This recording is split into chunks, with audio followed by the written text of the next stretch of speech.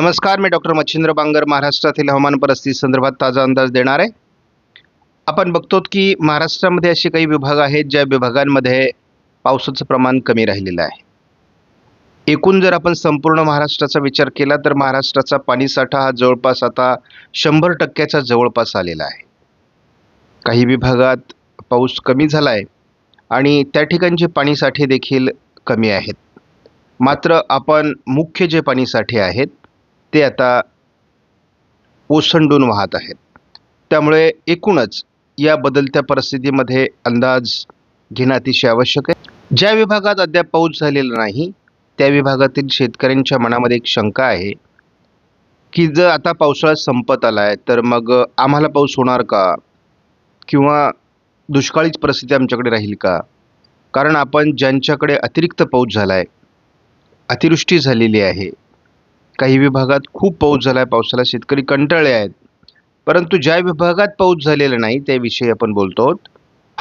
आज महाराष्ट्रामध्ये सांगली, कोल्हापूर, सोलापूर, लातूर, धाराशिव, नांदेड,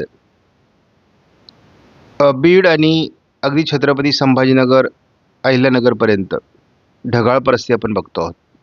यामध्ये फार पावसाचा प्रभाव नाही आहे, परंतु काही विभागात विरळ पाऊस होऊ शकतो. वातावरण हे नवीन कमी दाबाच्या परिणामाचं आहे, त्यामुळे याचा काही महाराष्ट्राच्या हवामानावर परिणाम होईल का यावर आपण आता नजर ठेवून आहोत.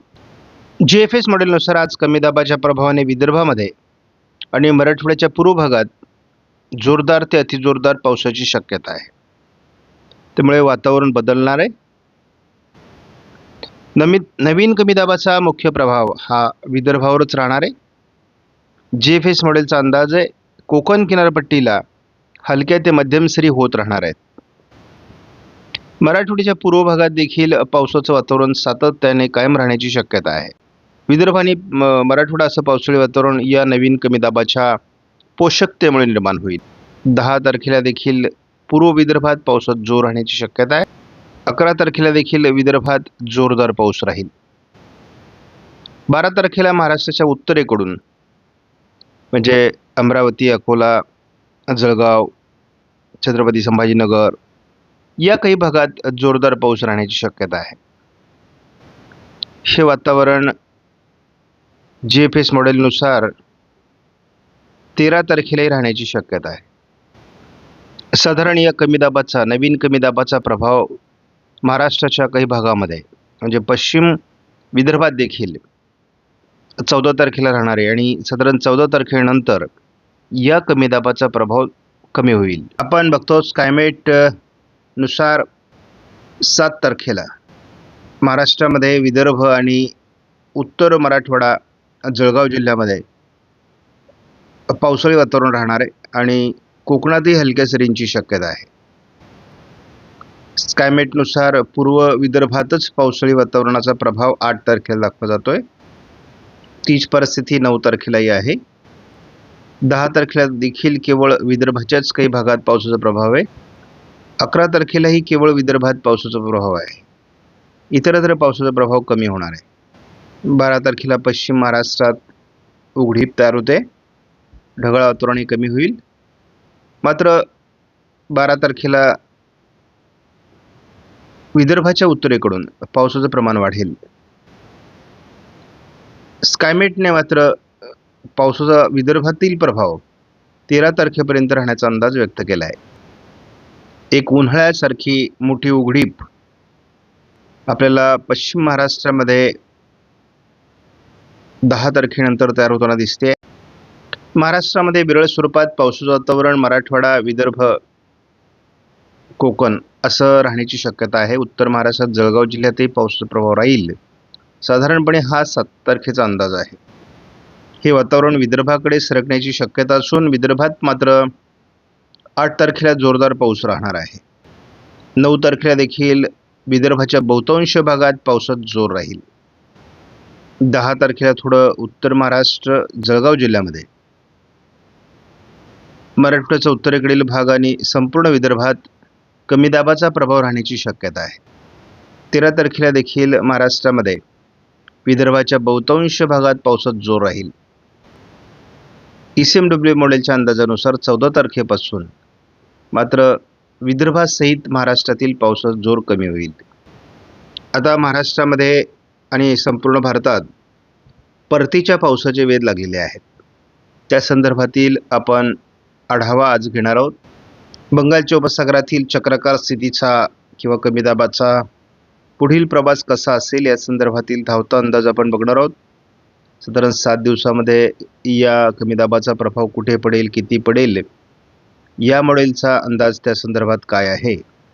साधारण आपण भुवनेश्वरच्या दरम्यान हे तयार जरी झालं तरी हे उत्तरेला सरकण्याची शक्यता आहे. म्हणजे बंगालच्या उपसागराच्या उत्तरेला सरकल्यामुळे त्याचा परिणाम हा पश्चिम बंगाल, बिहार, झारखंड आणि उत्तर प्रदेश, मध्य प्रदेश असा होण्याची शक्यता राहील. जवळपास त्याची दिशा आता निश्चित होते. साधारणपणे 10 तारखेला हे भूभागावर येण्याची शक्यता आहे.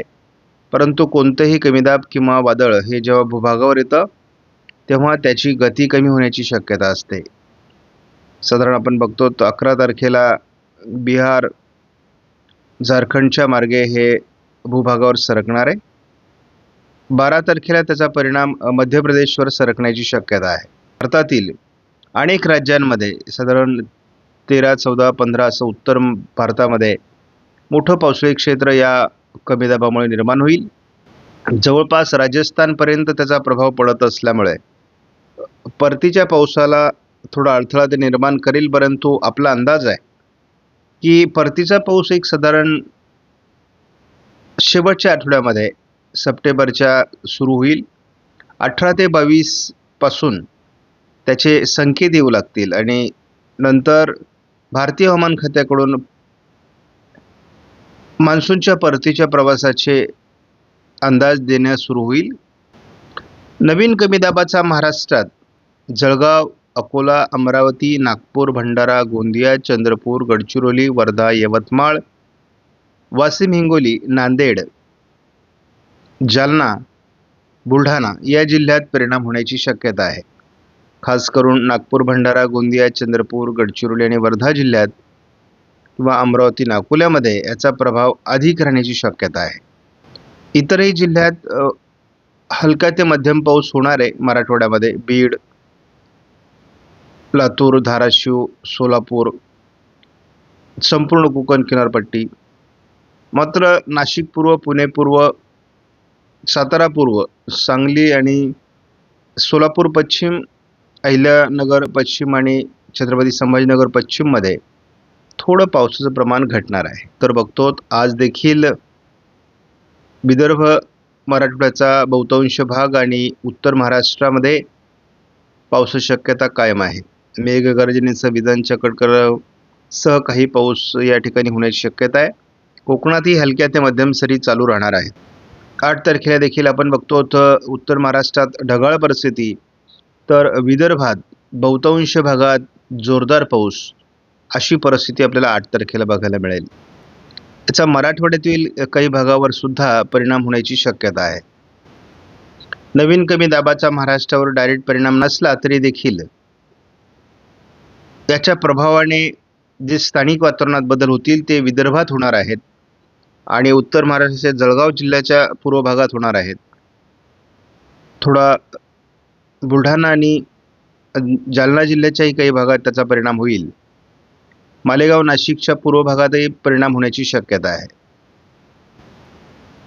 या कमी दाबाच्या प्रभावाने जे भारतामध्ये मध्य भारतात खास करून वातावरण वाढणार आहे त्याचा परिणाम आपल्याला पुन्हा पुन्हा विदर्भ आणि उत्तर महाराष्ट्राच्या काही भागात होताना दिसतोय. या कमी दाबाच्या प्रभावाने विदर्भातील काही जिल्ह्यात मुसळधार पाऊस 11 तारखेला सकाळपासूनच होण्याची शक्यता आहे. विदर्भ आणि उत्तर महाराष्ट्राच्या काही भागात 11 तारखेलाही पावसाळी वातावरण जोरदार राहण्याची शक्यता. परंतु आपण साधारण बघतो आहोत की कोकणासहित पश्चिम महाराष्ट्र, मध्य महाराष्ट्र या भागात पावसाचं प्रमाण कमी राहण्याची शक्यता आहे. जसा पहिला कमी दाब हा महाराष्ट्रावरून गेला तसा हा कमी दाब मात्र महाराष्ट्रावरून जात नाही. हे सर्व शेतकऱ्यांनी लक्षात घ्या. त्यामुळे फार नुकसानकारक पाऊस या कमी दाबातून महाराष्ट्रात होणार नाही. हे कमी दाब जोपर्यंत राजस्थानपर्यंत पोहोचतायत दिल्ली, पंजाब, हरियाणापर्यंत, तोपर्यंत परतीच्या प्रवासामध्ये अडथळे निर्माण होतील. मात्र साधारण शेवटच्या आठवड्यात मान्सूनचा परतीचा प्रवास सुरू होईल. साधारण 22 तारखेपासून पुढे याचा परिणाम होईल असा अंदाज आहे. आपणास व्हिडिओमधील माहिती महत्त्वपूर्ण वाटल्यास लाईक करा, शेअर करा, चॅनलला सबस्क्राईब करा. धन्यवाद. जय हिंद, जय महाराष्ट्र, जय बळीराजा.